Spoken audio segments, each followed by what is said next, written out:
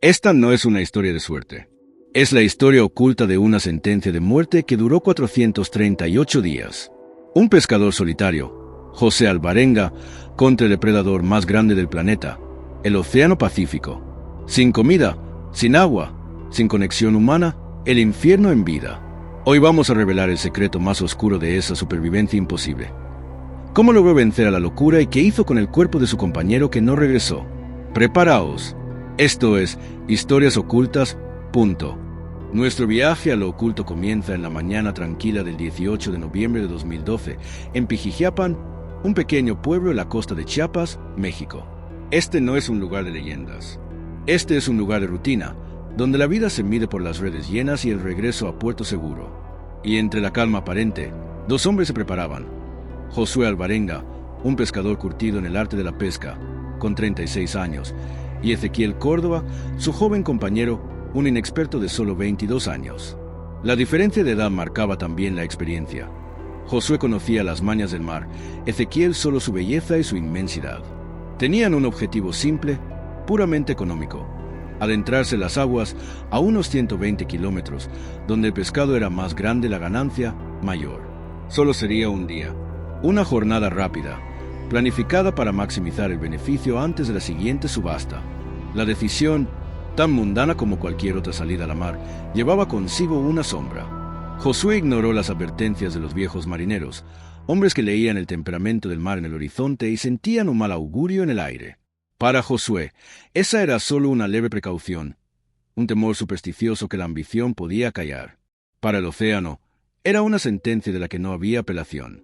Josué le restó importancia, seguro de que su experiencia y su pequeña lancha de 7 metros de fibra de vidrio podrían superar cualquier contratiempo menor. Iban equipados con un solo motor, una radio básica de banda ciudadana, algo de hielo y la certeza inquebrantable de volver antes del anochecer.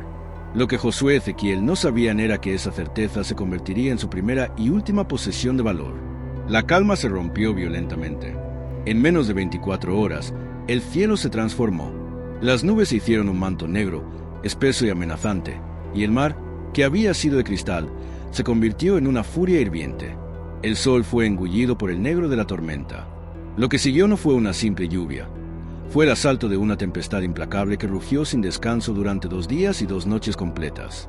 La lancha se convirtió en una cáscara indefensa, un juguete a merced de las olas gigantes. Las fuerzas de la naturaleza se confabularon para cortar todo lazo con la civilización. El motor, el pulso mecánico que los anclaba al mundo, falló. Murió, ahogado y silenciado por la furia del agua.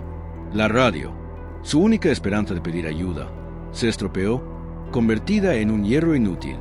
Josué y Ezequiel quedaron ciegos, sordos y sin dirección. Estaban perdidos, y la desesperación se instaló en el centro de su ser. El miedo al hundimiento era tan palpable como el agua que entraba a borbotones. Tomaron la primera decisión de vida o muerte. Arrojaron toda su preciada carga de pescado al océano, esperando que aligerar el bote les diera una oportunidad. Vieron cómo el fruto de su trabajo se perdía en las olas, pero se aferraron a la esperanza de que, al pasar la tormenta, podrían volver a la costa. Pero la furia no los acercó a casa. Cuando el cielo finalmente se despejó y el mar recobró su quietud engañosa, la lancha se había desviado más de 400 kilómetros de la costa de México. Habían sido arrastrados, como un puñado de basura, adentrándose en el vasto e indiferente Océano Pacífico. Ahora eran 2 motas en un desierto azul sin fin. La realidad se había asentado, no había rescate, no había señal. La lancha no tenía techo, solo el cielo. La verdadera batalla comenzó con el hambre y la sed. El agua potable se agotó rápidamente, dejando una sequedad que abrasaba la garganta y los labios. La única fuente era el agua de lluvia, que Josué y Ezequiel tenían que recoger en las esquinas del bote o beber directamente de sus manos. Cada gota era un milagro, cada día de sol, una tortura. El hambre se volvió una tortura constante. Su dieta se transformó en algo primitivo. Tuvieron que convertirse en cazadores de lo que el mar les ofrecía. Pájaros que, agotados por el vuelo, aterrizaban en el bote y eran atrapados con manos temblorosas. Tortugas marinas que Josué lograba arrastrar a bordo, utilizando sus años de experiencia para vencerlas. Todo esto, consumido crudo. Para Josué, el experimentado, la lucha era puramente física. Se enfocó en la mecánica de la supervivencia. Para Ezequiel, el joven, la lucha fue primordialmente mental. Su cuerpo, menos acostumbrado a privación, comenzó a fallar primero. Su espíritu se rompía antes que el de Josué. El mar ya había cobrado su primera víctima psicológica, preparando el escenario para la inminente tragedia que se cernía sobre el bote. El destino de Ezequiel estaba marcado, y Josué pronto se enfrentaría a la soledad total. Con el motor muerto y la costa desvaneciéndose en el recuerdo, Josué y Ezequiel entraron en una realidad distorsionada. El problema ya no era encontrar tierra, sino sobrevivir al instante presente. La lancha se había convertido en una tumba flotante, y la vida, ahora, se medía en la capacidad de ingeniar horrores. El agua potable era un tesoro fugaz.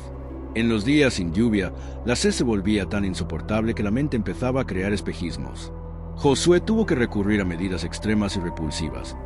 Beber la orina que lograba recoger y, en ocasiones, succionar la sangre de las tortugas recién cazadas, buscando cualquier gota de líquido que pudiera aplacar el fuego interno.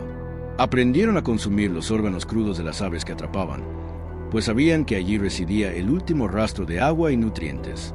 Esta dieta brutal y nauseabunda era el único ritual que mantenía la vida. Pero mientras Josué se concentraba en la lucha física, el alma de Ezequiel se desmoronaba. El joven, sin la experiencia ni la resistencia mental de Josué, fue el primero en ceder. La combinación de deshidratación, inanición y la desesperación de saberse perdido lo consumió. La enfermedad se instaló en su cuerpo y su mente se cerró. 4 meses después de que la lancha se hiciera a la mar, el pacto tácito entre los dos hombres se rompió. Josué intentó mantener a su amigo despierto, darle de comer y hablarle, pero el mar no acepta milagros. Ezequiel, exhausto, se negó a seguir comiendo. Su última voluntad fue pedirle a Josué que buscara a su madre si alguna vez regresaba. Luego, se durmió para siempre. Josué permaneció junto al cuerpo de su amigo durante 6 días, una acción que roza la locura. La soledad se había roto con la presencia silenciosa de la muerte.